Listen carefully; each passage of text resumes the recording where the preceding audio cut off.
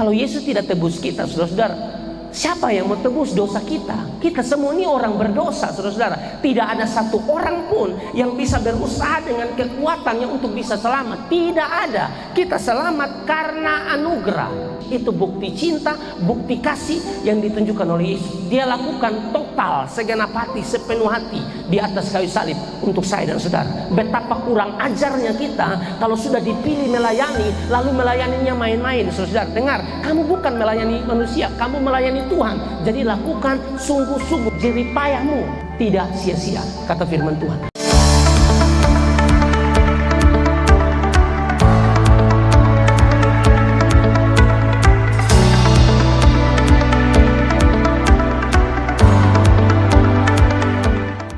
Saya bersyukur kepada Tuhan Yesus Kristus, pemilik pelayanan, yang mengizinkan saya hari ini untuk bisa berdiri dan menyampaikan firman Tuhan hari ini di ibadah peneguhan Badan Pengurus PMK Politeknik Negeri Kupang. Dan saya bersyukur saudara-saudara karena Tuhan begitu baik. Saya sering bilang di dalam pelayanan bahwa Tuhan tidak pernah kehabisan stok pelayan. Saya sering bilang di dalam pelayanan bahwa Tuhan tidak pernah kehabisan stok pelayan. Dan saya sungguh bersyukur saudara-saudara karena ini bukan kesempatan yang baru bagi saya untuk berdiri dan menyampaikan firman Tuhan di PMK Poltek. Ini sudah beberapa kali saya berkhotbah dan saya berterima kasih.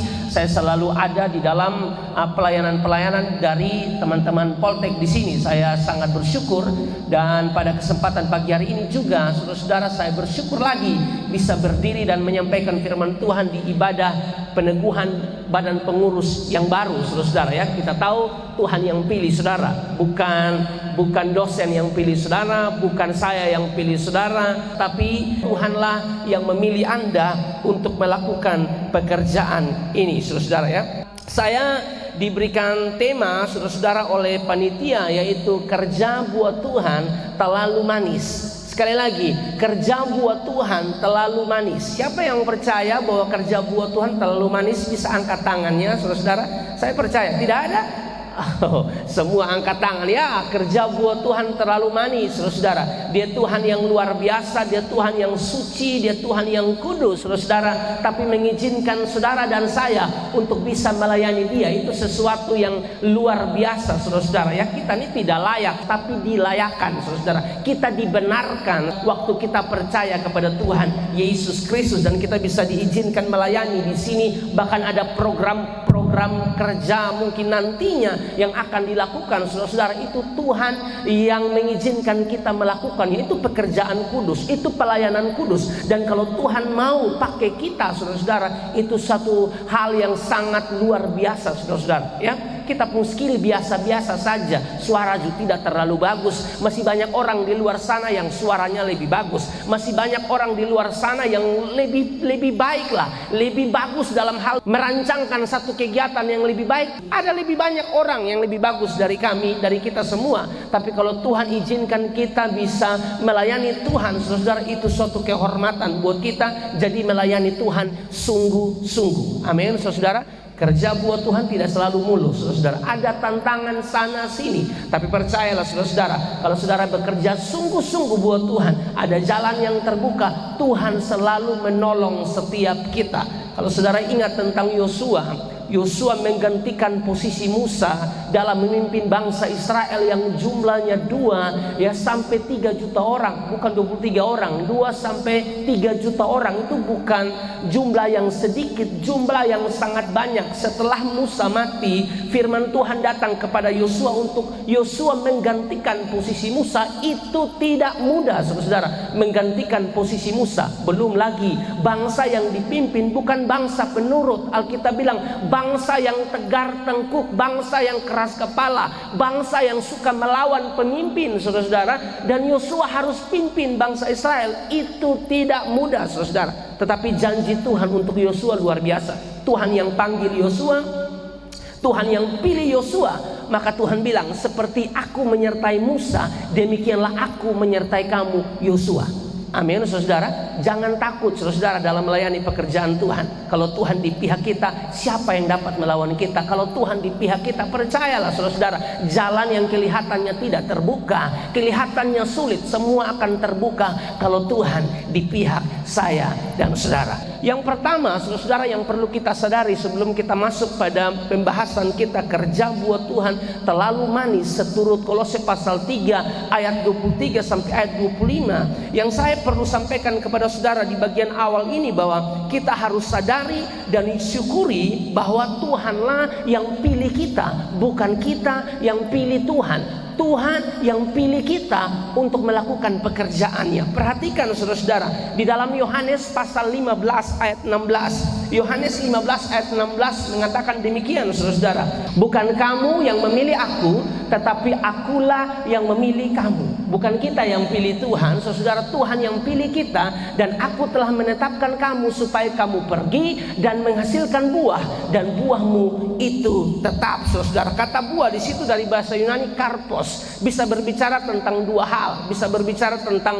buah pertobatan saudara-saudara, dan juga bisa berbicara tentang buah pelayanan saudara-saudara. Jadi memang bukan kita yang pilih Tuhan, tapi Tuhan yang pilih kita untuk melakukan pekerjaan Tuhan. Kita bersyukur saudara, Tuhan pilih kita yang hina, Tuhan pilih kita orang berdosa, Tuhan pilih kita yang terbatas ini untuk melakukan pekerjaan Tuhan. Nah, kalau Tuhan sudah pilih kita, teman-teman badan pengurus baru, Tuhan sudah pilih kita, layani Tuhan sungguh-sungguh dengan semua talenta, kemampuan yang Tuhan berikan bagi saudara. Kepintaran Tuhan yang kasih saudara-saudara, ya, apalagi pengetahuan Tuhan yang kasih, berpikir ide-ide kreatif Tuhan yang kasih saudara-saudara, apalagi semangat Tuhan yang kasih. Itu semua pakai untuk hormat dan kemuliaan nama Tuhan. Kita memang harus bekerja untuk Tuhan saudara-saudara, ya. Karena itulah yang Tuhan mau di dalam kehidupan kita, ya. Selama masih ada kesempatan, selama masih siang, mari kita lakukan sungguh-sungguh untuk Tuhan. Yohanes pasal 9 ayat 4. Yohanes pasal 9 ayat yang keempat mengatakan begini, kita harus mengerjakan pekerjaan Dia yang mengutus aku selama masih siang. Akan datang malam di mana tidak ada seorang pun yang dapat bekerja. Kalimat masih siang dalam bahasa Yunani menggunakan kata hemera atau haimera saudara-saudara, sedang berbicara tentang hari atau waktu. Selama masih siang, selama masih ada waktu, selama masih ada kesempatan, selama saudara masih menghirup udara segar, selama darah masih mengalir, saudara masih diizinkan ada di Poltek, dan sekarang dipilih oleh Tuhan untuk melayani pekerjaan Tuhan. Pergunakan waktu itu, kesempatan itu sungguh-sungguh untuk melayani Tuhan saudara. Karena akan datang malam, maksudnya kesempatan itu sudah habis, waktu itu sudah selesai, kematian itu pasti. Adik-adik, kita ini lagi menunggu nomor antrian. Saya tidak tahu siapa duluan. Anda tidak bisa lihat kakak senior dan Anda bilang kayaknya kakak senior duluan. Belum tentu. Siapa yang bisa menentukan yang ini mati duluan? Saya kayaknya terakhir karena saya masih kuat. Tidak ada yang bisa tentukan. Tuhan yang atur nafas hidup. SK itu dari sorga akan turun saudara. Selama kita masih diberikan kesempatan, ya, ada di dunia, pakai ini kesempatan bukan untuk hidup sembarang, ya, bukan untuk hidup dari pagi sampai malam hanya duduk tidak jelas, ya, duduk dengan kawan mabok segala. Berhenti sudah saudara, ya. Ini tahun kita melayani Tuhan. Mari kita melayani Tuhan saudara. Karena saudara tahu bahwa pelayanan kita itu tidak ada yang sia-sia. Tidak ada pelayanan yang sia-sia saudara-saudara. Jeripaya kita itu tidak sia-sia. Tadi saya lihat saudara punya slide di depan saudara-saudara. Itu kan banyak kegiatan, dan masih muda tapi beri hidup kepada Tuhan dan melayani sungguh-sungguh. Wih, luar biasa pelayanan saudara. Saudara datang sini untuk belajar, sibuk, ya, dengan tugas dari dosen dan lain sebagainya, tapi masih pikir pelayanan, pikir jiwa-jiwa. Itu luar biasa saudara-saudara. Tuhan catat itu dan dengar, jeripayamu tidak sia-sia. Tidak ada yang sia-sia kalau kita kerja buat Tuhan.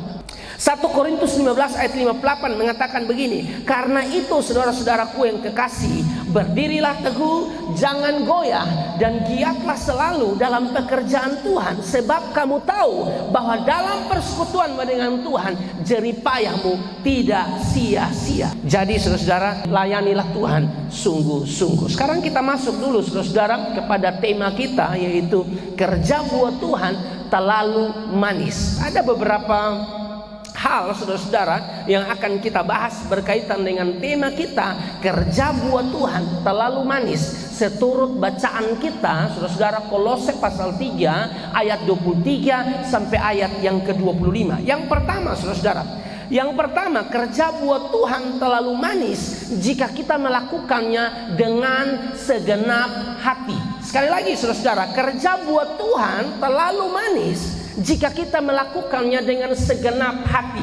Perhatikan saudara-saudara di ayat 23, apapun juga yang kamu perbuat, perbuatlah dengan segenap hatimu seperti untuk Tuhan dan bukan untuk manusia.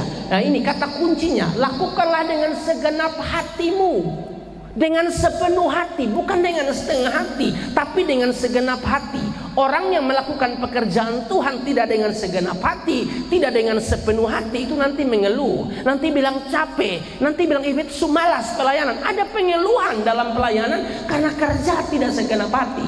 Yang Tuhan mau saudara-saudara, ya, kerja buat Tuhan terlalu manis jika kita melakukannya dengan segenap hati, dengan sepenuh hati saudara-saudara, tidak setengah-setengah saudara-saudara. Kerja setengah hati atau tidak total, sekali lagi, akan menghasilkan dua hal ini, keterpaksaan dan pengeluhan saudara-saudara. Kita melayani harus dengan dasar cinta, dengan dasar kasih saudara-saudara, bukan dengan keterpaksaan. Karena memang kerja setengah hati, melayani dengan setengah hati, kita harus kerja dengan sepenuh hati, total saudara. Dan kalau kita bicara tentang segenap hati, tentang sepenuh hati, tentang total saudara, Yesus sudah membuktikannya di atas kayu salib. Yesus sudah membuktikannya di atas kayu salib saudara. Dia yang kudus, dia yang mulia saudara, harus datang dari surganya, dari tempatnya datang ke dalam dunia hanya untuk menyelamatkan saya dan saudara. Dan yang dia lakukan total sampai di atas kayu salib saudara, dia bilang sudah selesai. Itu sedang menunjukkan bahwa yang dilakukan oleh Yesus total, yang dilakukan oleh Yesus sepenuh hati, segenap hati hanya untuk saya dan saudara. Pernahkah saudara bayangkan misalnya Bapak bilang, Yesus kamu yang turun lalu tebus manusia, Yesus bilang ku enak leh. Atau mungkin Yesus sempat datang, tapi karena dia lihat awi ini akan dicambuk, ya akan dicaci maki dan lain sebagainya, Yesus bilang begini, Bapak lebih baik saya pulang kembali. Saya tanya, kalau Yesus tidak tebus kita saudara-saudara, siapa yang mau tebus dosa kita? Kita semua ini orang berdosa saudara-saudara. Tidak ada satu orang pun yang bisa berusaha dengan kekuatannya untuk bisa selamat. Tidak ada. Kita selamat karena anugerah. Amin saudara. Kita ini bukan seperti agama lain. Kalau agama lain kan begitu, mereka harus berbuat ini, berbuat itu, bantu sana, bantu sini dan lain sebagainya. Coba saudara tanya, untuk apa? Mereka akan bilang supaya selamat. Kristen beda Pak, Kristen beda guys, ya, percaya selamat, hanya percaya pada Yesus selamat. Nah kalau sudah selamat, ini dia begini, percaya selamat. Kalau sudah selamat, berbuat baik. Berbuat baik ini bukan untuk selamat, berbuat baik ini karena sudah selamat. Amin saudara. Oh itu luar biasa, Yesus melakukan yang sangat total saudara-saudara di atas kayu salib. Coba saudara perhatikan Filipi pasal yang kedua saudara-saudara. Filipi pasal yang kedua, dimulai dari ayat yang ke-6 saja, 6 sampai ayat yang ke-8. Filipi pasal yang kedua ayat 6 sampai ayat yang ke-8. Firman Tuhan bilang begini saudara-saudara, yang walaupun dalam rupa Allah, Yesus itu Allah saudara, yang walaupun dalam rupa Allah tidak menganggap kesetaraan dengan Allah itu sebagai milik yang harus dipertahankan. Ayat 7 dikatakan begini, melainkan telah mengosongkan dirinya sendiri dan mengambil rupa seorang hamba. Ini Tuhan loh saudara, mengambil rupa seorang hamba dan menjadi sama dengan manusia. Ayat 8, dan dalam keadaan sebagai manusia ia telah merendahkan dirinya dan taat sampai mati, bahkan sampai mati di atas kayu salib. Kenapa dia lakukan ini? Karena cinta. Kenapa dia lakukan ini? Karena dia sangat mengasihi kita. Kita tidak bisa selamat dengan kekuatan kita sendiri. Itu bukti cinta, bukti kasih yang ditunjukkan oleh Yesus. Dia lakukan total, segenap hati, sepenuh hati di atas kayu salib untuk saya dan saudara. Betapa kurang ajarnya kita kalau sudah dipilih melayani lalu melayaninya main-main. Saudara dengar, kamu bukan melayani manusia, kamu melayani Tuhan. Jadi lakukan sungguh-sungguh jeripayahmu dengan Tuhan, tidak sia-sia, kata firman Tuhan. Lakukan sungguh-sungguh. Makanya kita tahu Yohanes 3 ayat 16 bilang begini, karena begitu besar kasih Allah akan dunia ini, sehingga ia mengaruniakan anaknya yang tunggal, supaya setiap orang yang percaya kepadanya tidak binasa, melainkan beroleh hidup yang kekal. Dengan kata lain, yang tidak percaya pasti binasa, saudara. Kita bersyukur kita punya Tuhan yang hebat. Jadi kalau diizinkan melayani, saudara, maka melayanilah dengan kesungguhan hati, dengan segenap hati, saudara, ya. Kerja buat Tuhan terlalu manis jika melakukannya dengan segenap hati. Tetapi saudara yang diberkati dan dikasihi oleh Tuhan, di hal yang pertama bicara tentang melakukannya dengan segenap hati, saudara, maka saya melihat bahwa kita akan bisa melakukan pekerjaan Tuhan dengan segenap hati, dengan sepenuh hati, jika kita mengenal Tuhan sungguh-sungguh dalam hidup kita. Hosea pasal yang keempat ayat 6 bagian A mengatakan begini, umatku binasa karena tidak mengenal Allah. Kita harus mengenal Tuhan sungguh-sungguh dulu. Karena banyak orang yang mau ikut-ikutan melayani, ya terkesan supaya dia melayani, orang tahu dia melayani di PMK, tapi dia ini melayani tidak kenal Tuhan sungguh-sungguh. Ini bahaya, saudara. Nantinya dia melayani di sini heboh, keren, seperti dia mau garuk ini plafon. Wih, melompat tuh ngeri. Padahal di luar gila, mabok, segala macam. Saudara mau jadi pelayan, begitu tidak bisa. Saudara hanya bikin malu Tuhan dalam pelayanan. Amin, saudara. Harus ada integritas pada apa yang saudara ucapkan dan apa yang saudara lakukan. Mesti kenal Tuhan sungguh-sungguh, itu yang pertama. Kenal Tuhan sungguh-sungguh. Seperti yang tadi tuh, Filipi pasal yang kedua tuh, yang saya baca ayat 6 sampai ayat yang ke-8. Kenal Tuhan sungguh-sungguh. Dia Tuhan yang mati bagi kita. Dia Tuhan yang telah menebus kita. Dia Tuhan yang memilih kita, mengizinkan kita menjadi pengurus, menjadi pelayan-pelayan Tuhan. Dia yang pilih, saudara-saudara. Kenal dia sebagai Tuhan dalam hidupmu. Kenal dia sungguh-sungguh dalam hidup kita, saudara. Itu baru kita bisa melakukan pelayanan kita dengan segenap hati. Bagaimana kita bisa lakukan pelayanan kita dengan segenap hati, yang melakukan segala sesuatu dengan sepenuh hati, kalau kita tidak kenal Tuhan? Kalau kita kenal Tuhan, saudara, kita mengenal juga apa yang dia mau, apa yang dia larang kita tidak lakukan, ya. Apa yang dia perintahkan untuk lakukan, kita lakukan. Nah, itu orang-orang yang kenal Tuhan sungguh-sungguh di dalam hidup. Jadi memang kita harus mengenal Tuhan sungguh-sungguh, hidup dalam pertobatan. Nah, itu mantap tuh. Baru saudara melayani, itu pelayanan saudara tuh berdampak, sangat berdampak. Karena saudara mau dengar, saudara mau heboh ke apapun pelayanan di sini, tapi kalau saudara tidak bertobat, saudara tidak tunjukkan teladan hidup, percuma. Saudara dengar, percuma. Saudara pun suara mau bagus seperti apapun, permainan musik bagus seperti apapun, tapi kalau tidak jadi teladan, percuma. Mahasiswa lain lihat malas ikut PMK, kodonju hanya omong sa, menang di panggung sa, dong gaya, menang di KKR sa, tapi tidak bertobat. Bamaki ini sentuh berhenti. Jangan begitu, saudara. Apalagi pengurus yang dipilih harus jadi contoh, harus jadi teladan. Amin.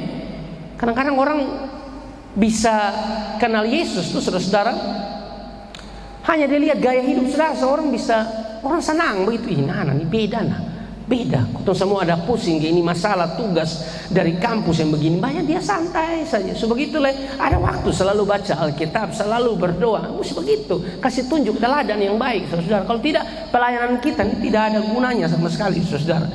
Jadi bagaimana supaya kita bisa melayani Tuhan dengan segenap hati? Harus mengenal Tuhan sungguh-sungguh, saudara, di dalam kehidupan kita. Kalau kita sudah mengenal Tuhan sungguh-sungguh di dalam kehidupan kita, dan kita juga membuat keputusan untuk hidup di dalam kekudusan, dalam pertobatan, saudara akan lihat pelayanan saudara akan menjadi pelayanan yang maju, saudara. Dan juga disitulah akan terlihat bahwa saudara akan melayani dengan total, saudara. Melayani dengan dasar cinta, melayani dengan dasar tulus, saudara. Bukan karena keterpaksaan, karena ini masuk dalam badan pengurus jadi buat saya. Jangan begitu, saudara. Saudara ingat, saudara sekarang masuk di badan pengurus yang baru, ya, untuk melayani Tuhan di tahun 2023, 2024. Itu Tuhan yang pilih. Nah, saudara harus ingat itu, Tuhan yang pilih, saudara. Jadi lakukan sungguh-sungguh, saudara, untuk hormat dan kemuliaan nama Tuhan. Saudara ingat waktu Yesus memulihkan keadaan Petrus. Kan kita tahu tuh, kalau ngomong tentang Petrus, kita langsung ingat memang bahwa yang melekat pada diri Petrus itu adalah penyangkalan. dia menyangkal Yesus ya.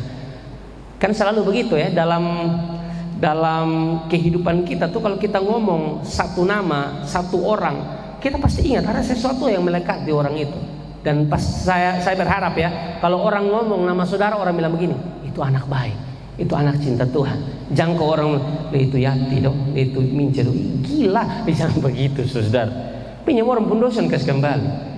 Penipu, jangan begitu. Orang ingat saudara bukan tipu, bukan pinjam dosen kasih kembali, jangan. Pastikan orang ingat saudara, ini pelayan luar biasa, ini mahasiswa cinta Tuhan. Harus begitu saudara ya. Nah Petrus tuh orang selalu ingat toh, Petrus mengejar Tuhan, penyangkalan tuh orang selalu ingat saudara. Dari sekolah minggu kita sudah ingat. Tapi juga kita jangan ingat soal kekurangan Petrus ya. Ada kelebihan juga dari Petrus saudara, ada kelemahan Petrus, tapi juga ada kebangkitan dari seorang Petrus saudara ya.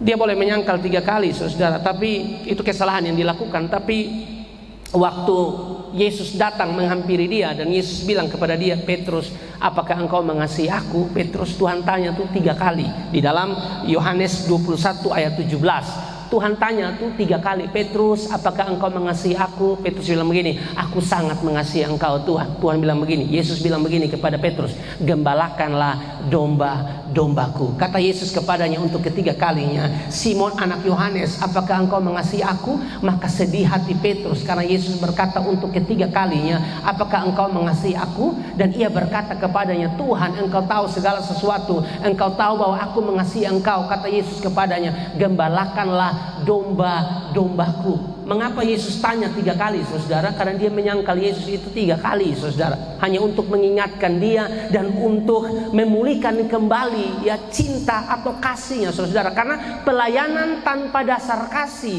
pelayanan tanpa dasar cinta kepada Tuhan sia-sia.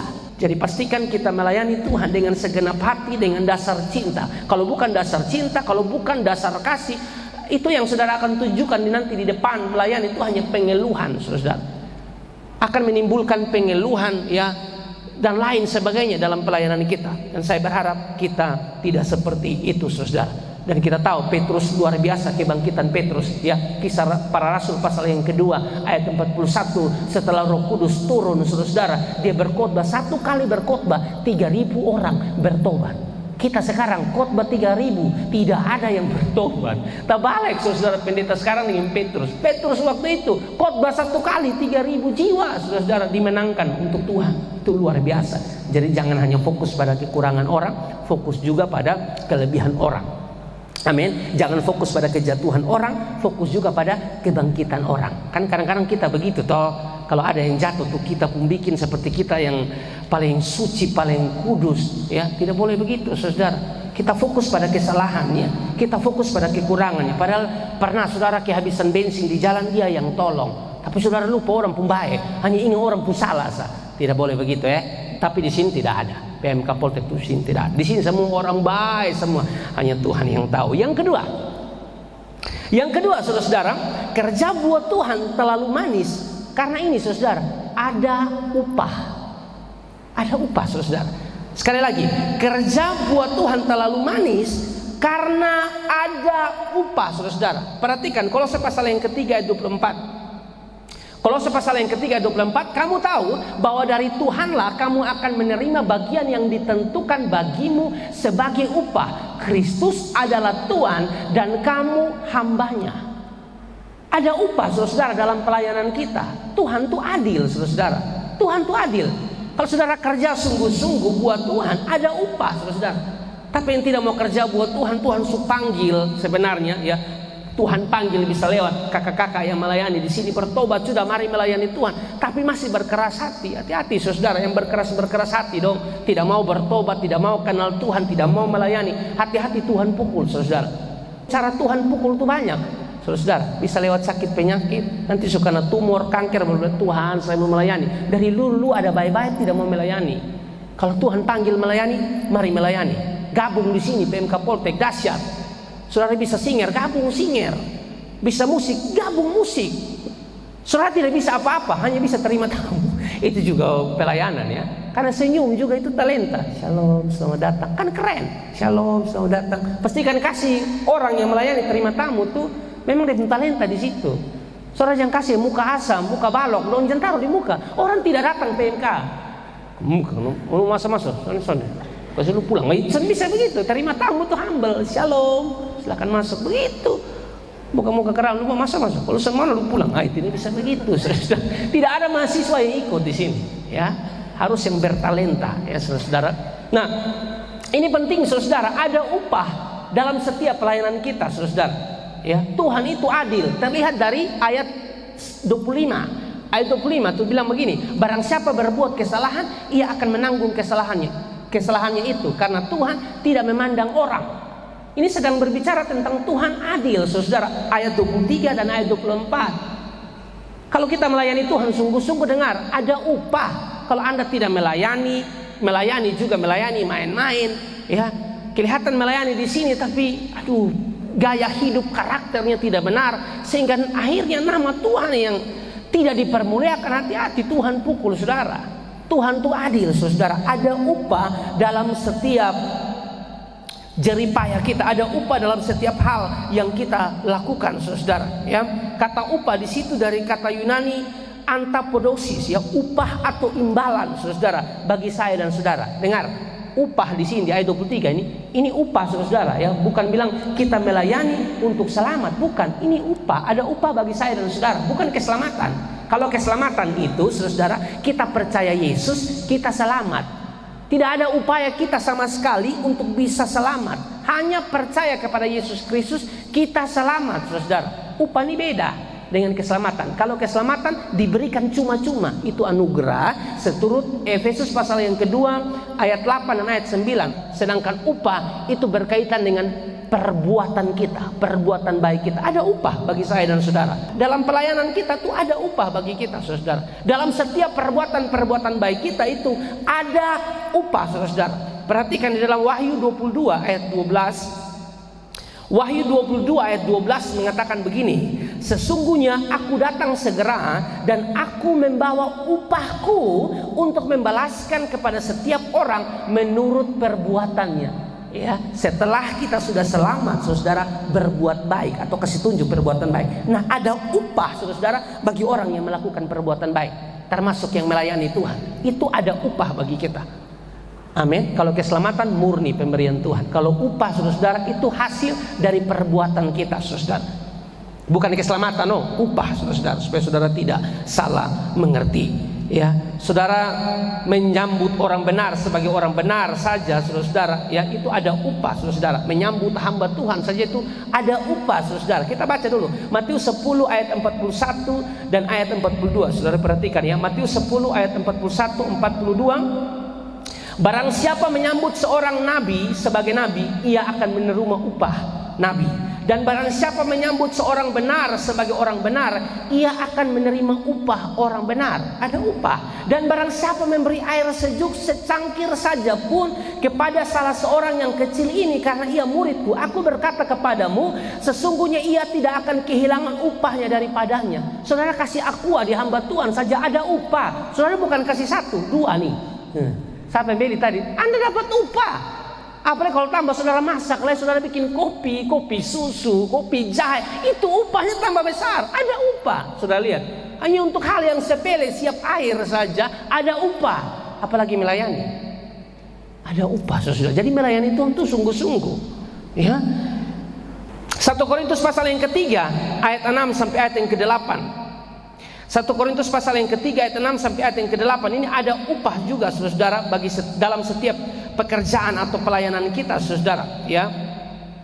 Paulus bilang begini, aku menanam, Apolos menyiram, tetapi Allah yang memberi pertumbuhan. Karena itu yang penting bukanlah yang menanam atau yang menyiram, melainkan Allah yang memberi pertumbuhan. Ayat 8, baik yang menanam maupun yang menyiram adalah sama, dan masing-masing akan menerima upahnya sesuai dengan pekerjaannya sendiri. Ya, yang terpenting betul Alkitab bilang bukan soal yang menanam atau yang menyiram, tapi yang memberi pertumbuhan. Tapi bukan berarti kita tidak melayani, bukan berarti kita tidak beritakan Injil, bukan berarti kita tidak melakukan satu hal yang terbaik buat Tuhan. Dan dalam setiap hal yang kita lakukan, pelayanan kita, Alkitab bilang ada upah, saudara. Masing-masing akan menerima upahnya sesuai dengan pekerjaannya sendiri. Yang menanam, yang menyiram, ada upah. Kerja buat Tuhan terlalu manis apabila kita kerja dengan segenap hati. Dan yang kedua, kalau kita kerja dengan segenap hati, ada upah bagi setiap kita. Kalau saudara siap air saja ada upah, belum lagi saya dengar ada siap makan, itu upahnya tambah besar. Di dalam makan itu bukan hanya nasi doang, bukan nasi kosong kan, ada sayur, ada sambal, ada daging, itu selebih. Ini hanya air sejuk. Nah, dapat upah, apalagi saudara siap nasi kasih hamba Tuhan. Begitu hamba Tuhan pegang satu plastik bawa pulang, itu upahnya tambah besar ya. Saya bercanda saja. Selalu ada upah untuk orang-orang yang melayani dengan tulus, saudara, karena Tuhan kita adil, saudara. Jadi melayani Tuhan sungguh-sungguh ya, ada upah bagi setiap kita. Yang ketiga, jangan terlalu lama ya. Yang ketiga, saudara, kerja buat Tuhan terlalu manis jika kita memahami bahwa kita hanyalah hamba. Perhatikan kembali di ayat 24b, tapi saya baca dari awal saja, dari kata kamu. Ayat 24, kamu tahu bahwa dari Tuhanlah kamu akan menerima bagian yang ditentukan bagimu sebagai upah. Nah, kalimat yang terakhir tuh, Kristus adalah Tuhan dan kamu hambanya. Nah, melayani Tuhan, saudara, akan luar biasa kalau kita sadar diri bahwa kita itu hamba. Kan banyak orang yang dalam pelayanan bikin diri kayak bos. Dia bukan bos, kita nih hamba. Saudara, kata hamba dalam bahasa Yunani itu dia menggunakan kata doulos, yang punya pengertian budak. Kita nih budaknya Yesus, saudara. Kenapa kita budaknya Yesus? Karena dia sudah mati di atas kayu salib buat kita. Kita budaknya Kristus, kita hambanya Kristus. Nah, kalau kita paham kita nih hamba, saudara, pelayanan kita nanti luar biasa. Karena semua fokus atau berpusat kepada Kristus. Karena ada banyak orang yang kalau melayani itu dia bikin diri dia bukan hamba, dia bikin diri dia bos. Makanya dalam pelayanan cari keuntungan, dalam pelayanan berharap ke orang puji. Bukan begitu. Kita ini harus puji Yesus, bukan orang puji kita. Apalagi kita puji kita sendiri sendiri. Oh beta tahu toh, ini beta pak. Tidak boleh begitu, saudara. Kita ini hamba, doulos, budaknya Tuhan, dan kita harus paham itu, saudara. Banyak orang yang tidak memahami bahwa ia hanyalah hamba, doulos, budak, ya, sehingga tidak serius dalam melayani Tuhan. Dengar baik, teman-teman, keberhasilan sebuah pelayanan dimulai dari memahami siapa diri kita. Kita hamba. Kalau kita hamba, saudara, maka kita tahu persis bahwa pusat pelayanan kita itu adalah Tuhan, bukan kita. Amin, saudara. Pada zaman waktu itu, saudara, seorang hamba kalau dibeli oleh Tuhan, maka ini hamba tidak punya hak lagi atas dirinya sendiri. Yang punya hak atas dirinya adalah si Tuan yang telah membeli dia. Tuan yang telah beli dia, beli ini hamba, beli ini budak, dia tidak punya hak atas dirinya sendiri. Yang punya hak ini satu, ini Tuan yang beli dia. Jadi ini Tuan mau buat apapun terhadap dia, itu urusan si Tuan. Kalau saudara baca ya tentang hamba, tentang budak pada zaman itu tuh hina sekali, saudara. Mereka hanya seperti apa ya, seperti meja, kursi. Mereka manusia tapi dianggap seperti itu, saudara. Mereka tidak punya hak atas dirinya sendiri. Ini Tuhan mau pukul mereka, mau kuti mereka pun telinga, ya, mau bikin sesuatu yang jahat kepada mereka, suruh mereka naik pohon lompat turun atau naik gedung lompat turun, terserah si Tuhan. Si Tuhan bisa tinggalkan dia kapan saja, saudara. Kalau si Tuhan sudah beli dia. Nah, kita harus tarik itu dalam kehidupan kita bahwa kita ini hamba Kristus. Kita telah dibeli dan harganya telah lunas dibayar, kata firman Tuhan. Oleh karena itu, muliakanlah Allah. Kita ini hamba Yesus, hamba Kristus, budaknya Kristus. Jadi dia suruh apa? Buat. Itu hamba. Saudara, hamba tidak boleh melawan. Hamba tuh tahu diri, semua yang dilakukan untuk si Tuhan, bukan dia. Nah, itu kita, saudara. Kalau saudara mau kerja buat Tuhan terlalu manis, maka kita harus tahu kita hamba.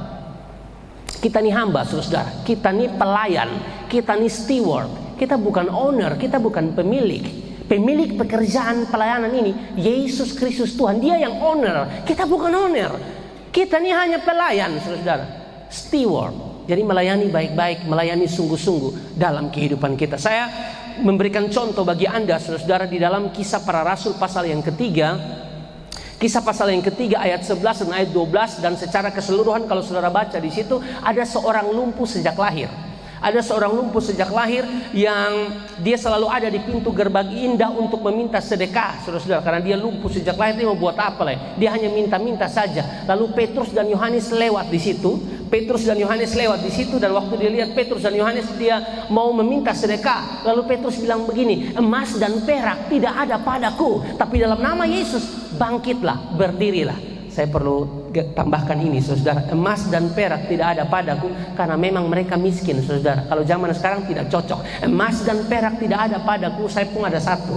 Ya, saudara pun ada di telinga, ada di sampai ada yang di kaki, saudara. Lalu pakai ayat ini, tidak cocok, saudara. Ya, ini memang Petrus ini betul-betul miskin, saudara. Ya, lalu anda juga tuh yang laki-laki yang cocok, jangan anda mau lamar orang puana, saudara pakai ini ayat. Ya. Mau masuk minta anak orang, emas dan perak tidak ada padaku. Lu karena tampeleng dari keluarga. Soalnya bisa, saudara harus kumpul doi. Amin. Sekarang tuh kumpul doi memang. Saudara pikir orang ke sekolah, orang anak-anak sampai S1, S2 enak-enak.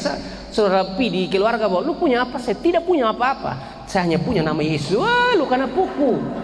Enak lah, jangan bikin malu-malu Tuhan juga, saudara. Paling tidak saudara ada tabungan. Ya, yang saudara pi bawa nama Yesus, saudara bikin malu-malu. Saudara lihat tuh, di saku tidak ada Yesus, kiri kan tidak ada, dompet kosong, ya, tidak ada uang, hanya ada nama Yesus. Jangan begitu, saudara. Anak muda juga harus kerja kumpul doi supaya masuk minta orang puana juga mantap begitu, ada pegangan. Ya, jadi waktu Petrus bilang emas dan perak tidak ada padaku, berjalanlah. Ini si lumpuh sejak lahir sembuh loh, saudara. Mujizat terjadi, bisa berjalan. Nah setelah ini si lumpuh sembuh, saudara, ya, dia senang sekali, girang sekali karena sudah sembuh. Kan ada banyak orang di situ. Yang nama mujizat tuh, saudara, yang namanya mujizat itu pasti banyak orang, betul tidak?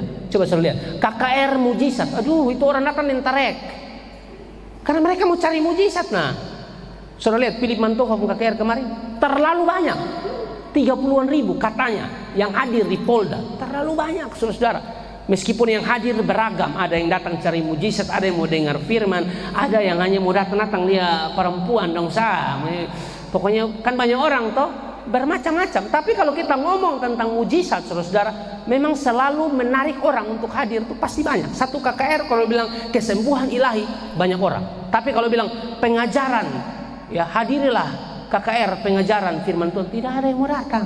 Hitung jari. Kalau mujizat dong suka. Padahal saudara harus ingat, mujizat hanyalah jembatan, bukan tujuan. Setan juga bisa bikin mujizat, saudara. Tapi kalau saudara paham firman dengan baik, setan tidak bisa tipu anda. Tidak bisa, karena banyak hamba Tuhan sekarang tuh, banyak hamba Tuhan palsu. Jadi hati-hati. Makanya saudara perlu baca firman supaya orang tidak bisa tipu anda. Amin, saudara. Dan akhirnya orang semua tercengang, saudara, heran dengan apa yang dilakukan oleh Petrus. Ya. Dan mereka bilang seperti ini di ayat 11, Kisah pasal 3 ayat 11 dan 12. Karena orang itu tetap mengikuti Petrus dan Yohanes, maka seluruh orang banyak yang sangat keheranan itu datang mengerumuni mereka di serambi yang disebut serambi Salomo. Banyak orang yang datang kepada Petrus dan Yohanes. Tapi sudah lihat respon Petrus luar biasa. Di ayat 12 mengatakan begini, Petrus melihat orang banyak itu, lalu berkata, hai orang Israel, mengapa kamu heran tentang kejadian itu? Dan mengapa kamu menatap kami seolah-olah kami membuat orang ini berjalan karena kuasa atau kesalehan kami sendiri? Petrus mau bilang kepada mereka, orang banyak yang hadir pada waktu itu, ini orang bisa jalan bukan karena kami yang doa, bukan karena kehebatan kami berdoa, bukan karena kesalehan kami, bukan. Ini orang bisa berjalan itu karena kuasa Tuhan yang menyembuhkan orang ini. Mujizat terjadi untuk orang ini karena kuasa Tuhan. Saudara, ini sesuatu yang luar biasa. Petrus sedang menunjukkan, saudara, bahwa dia itu hamba. Kalau dia tidak memposisikan dirinya sebagai hamba, dia bisa cari keuntungan di sini. Dia bisa bilang di banyak orang, di tanah, siapa yang doa coba? Hamba Tuhan yang lain doa sembuh toh? Saya doa sembuh. Petrus bisa bilang begitu. Ini orang bisa jalan, saya yang doa. Petrus bisa omong begitu, saudara. Bisa cari keuntungan. Tapi tidak, sama sekali Petrus tidak tunjukkan itu. Petrus bilang, yang kasih sembuh ini lumpuh itu Tuhan, bukan saya. Ah itu tuh, hamba tuh begitu, saudara. Semua berpusat pada Kristus dan bukan pada diri. Bukan pada Kristus, bukan pada diri. Saudara punya pelayanan kemarin sukses luar biasa, dengar, itu bukan karena badan pengurus yang kemarin pun kehebatan, bukan, Tuhan pun kehebatan. Amin. Apapun saudara, nanti saudara selesai kuliah luar biasa dapat kerja ya. Tuhan kasih saudara kerja yang baik, mungkin ada yang jadi pejabat dan lain sebagainya. Tuhan angkat saudara tinggi. Ingat baik-baik ayat ini. Seperti Petrus bilang, bukan saya, Tuhan, bukan saya. Kekuatan, kepintaran, apalagi tenaga, apalagi semua itu Tuhan punya. Jadi jangan pukul dada dan bilang ini beta nah. Kalau saudara beta ini pelayanan macet, dengar, tanpa kamu pun ini pelayanan tetap jalan. Amin. Karena ini pelayanan Tuhan punya. Tuhan tidak pernah kehabisan stok. Setelah Musa ada Yosua. Tuhan tidak pernah kehabisan stok. Setelah Daud ada Salomo. Jadi jangan bikin diri kayak beta nah di sini nah. Kalau saudara beta nanti kayaknya Tuhan bisa. Kalau bukan beta yang bermain musik tuh urapan kurang keluar, kuasa tidak akan turun. Lu siapa? Lu hanya hamba, lu bikin diri kayak bos-bos, kayak hebat-hebat. Jangan begitu. Tapi di sini tidak ada, di Poltek tidak ada, di tempat lain ya. Akhirnya habis marah toh. Lukas 17 ayat yang ke-10. Lukas 17 ayat yang ke-10. Demikian jugalah kamu, apabila kamu telah melakukan segala sesuatu yang ditugaskan kepadamu, hendaklah kamu berkata, kami adalah hamba-hamba yang tidak berguna, kami hanya melakukan apa yang harus kami lakukan. Itu dulu. Sukses ya, pelayanan maju ya, KKR berjalan dengan baik, bahkan program-program ke depan akan berjalan dengan luar biasa. Ingatin ayat, kita cuma hamba, bukan pemilik pelayanan. Pemilik pelayanan Yesus Kristus. Kita cuma alat Tuhan yang dipakai oleh Tuhan untuk melayani. Kerja buat Tuhan terlalu manis kalau kita sadar bahwa kita hamba. Yang terakhir saudara, kerja buat Tuhan terlalu manis jika kita bersatu saudara. Ada kesatuan hati, ada kekompakan. Itu bikin kita pelayanan dahsyat saudara. Amin. Berapapun musuh di luar sana ya yang mencoba menghalangi pelayanan kita, tidak akan bisa kalau kita semua bergandengan tangan, satu hati, kerja buat Tuhan dengan segenap hati, tulus cinta. Itu dahsyat pelayanan kita, dahsyat saudara pelayanan kita. Tapi kalau pelayanan masing-masing badan pengurus sudah tidak betul, tidak rukun satu dengan yang lain ya, ada perpecahan, perselisihan, itu nanti bahaya saudara. Nanti pelayanan kita nanti tidak maju. Kalaupun ada saudara, selesaikan baik-baik. Orang yang dewasa harus bisa menyelesaikan masalah. Itu dewasa. Dewasa bukan tentang usia. Anda bisa menyelesaikan masalah dengan kepala dingin, itu Anda dewasa. Masalah pasti ada dalam pengurus, pasti. Badan pengurus yang lalu dan sekarang pasti ada masalah nanti. Tapi jangan sampai berlarut-larut, selesaikan. Ya, tidak boleh saudara biarkan perselisihan, perpecahan itu yang nanti bikin kacau pelayanan. Makanya Paulus tegur jemaat di Korintus. Ya, di dalam 1 Korintus 1 ayat yang ke-10 saudara, Paulus bilang begini, tetapi aku menasihatkan kamu saudara-saudara demi nama Tuhan kita Yesus Kristus, supaya kamu seia sekata dan jangan ada perpecahan, jangan ada perselisihan, jangan ada permasalahan di antara kamu, tetapi sebaliknya kamu erat bersatu dan sehati sepikir. Inilah yang akan menggoncangkan ini kota lewat pelayanan saudara. Banyak jiwa dimenangkan untuk hormat dan kemuliaan nama Tuhan, dimulai dari mahasiswa Poltek sendiri yang kerja dengan sungguh-sungguh, cinta, kasih, bersatu. Anda akan lihat saudara, kerja buat Tuhan terlalu manis. Amin saudara, bersatu ya, mengandalkan Tuhan dalam kehidupan kita. Dan yang terakhir saudara, yang saya mau ingatkan sekali lagi bagi kita ya, kita semua diizinkan melayani Tuhan. Tidak hanya hebat melayani Tuhan di sini, tapi ingat, jadi teladan. Kasih tunjuk perbuatan baik saudara, biar orang kenal Yesus lewat perbuatan baik saudara. Matius pasal yang ke-5 ayat 16 kita baca sama-sama. Matius pasal yang ke-5 ayat yang ke-16, 1, 2 dan 3. Demikianlah hendaknya terangmu bercahaya di depan orang, supaya mereka melihat perbuatanmu yang baik dan memuliakan Bapamu yang di sorga. Anda belum khotbah, Anda hanya menunjukkan perbuatan baik, orang memuliakan Bapa yang di sorga. Anda hebat pelayanan di sini, tapi di luar juga Anda tunjukkan teladan hidup yang luar biasa. Amin saudara. Selamat bertugas bagi badan pengurus yang baru yang akan melayani di sini. Tuhan memberkati, Tuhan menyertai saudara-saudara semua. Ingatlah, kalau Tuhan yang pilih, maka Tuhan yang akan memampukan saudara untuk terus berjalan dalam melayani pekerjaan Tuhan ya. Apa yang saudara lakukan itu tidak sia-sia, ada upah bagi kamu. Tetap andalkan Tuhan saudara-saudara, karena hanya Dia satu-satunya Tuhan dan juru selamat kita, sumber kekuatan kita. Berikan tepuk tangan yang meriah buat Tuhan. Saya selesai saudara.